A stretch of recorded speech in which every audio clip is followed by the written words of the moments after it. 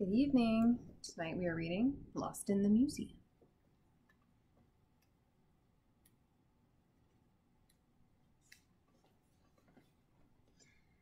This is a big place, the teacher told the first grade. But if we all stay together, nobody will get lost in the museum. Danny said to Jim, "I know where the dinosaur is. Come on, I'll show you." Jim had never seen a dinosaur. He ran after Danny, and Willie and Sammy and Paul and George did too. Anna Maria and Sarah started after them. "Come back, you'll get lost," they called. Danny slid down the hall very fast. He slid into a room at the very end. Willie and Sammy, Paul, George, and Jim, Anna Maria and Sarah ran after him. And apparently no one noticed that they were gone. But Jim stopped. He put his head way back. He looked up. Jim heard Willie say, "That is some big chicken." "It's the dinosaur," shouted Danny. Jim came around the corner. The dinosaur had his arms up over Jim's head. The dinosaur's teeth were smiling a fierce smile. Paul said, "Look out, Jim, he's going to get you."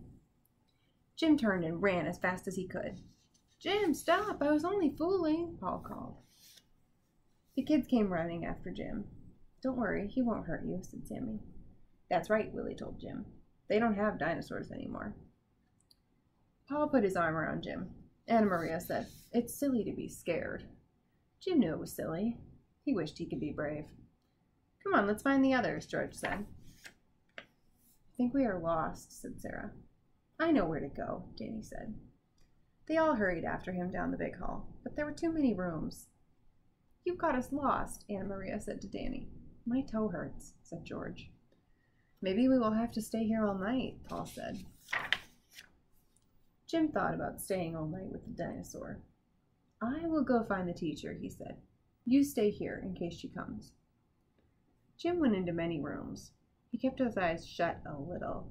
If he saw the dinosaur, he could shut them tight. A big boy was looking at birds' eggs. Jim said, "Have you seen my teacher?" Before the big boy could answer, Jim saw a red coat down the hall. Margaret had a red coat. Jim ran to see, but somebody else was wearing Margaret's coat. Jim was so tired. He had to find the teacher. He had to bring her back to the kids. He ran on.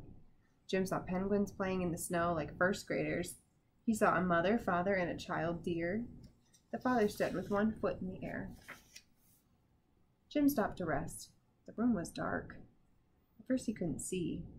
Then a great gray whale swam over his head. He winked at Jim as if he had something nice to tell him. Jim looked all the way to the whale's tail. A lady was there with many children. "Jim!" everybody called. "Oh, Jim, we have been looking for you." The teacher said, "Where have you been? Where are the other children?" "I'll take you there," Jim said.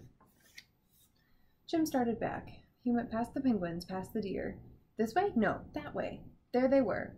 George, Willie and Sammy, Anna Maria, Danny, Paul, and Sarah. When they saw their teacher, George and Sarah began to cry. She hugged them.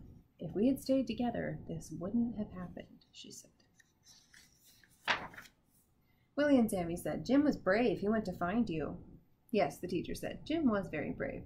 But next time, remember, if we all stay together, nobody will get lost. They were so glad to be found. Everybody went to have lunch in the cafeteria. You could choose chicken and dumplings, crisp fried fish, or beef stew with 2 vegetables. But they all chose hot dogs. That's the end. Thanks for reading. Have a good night.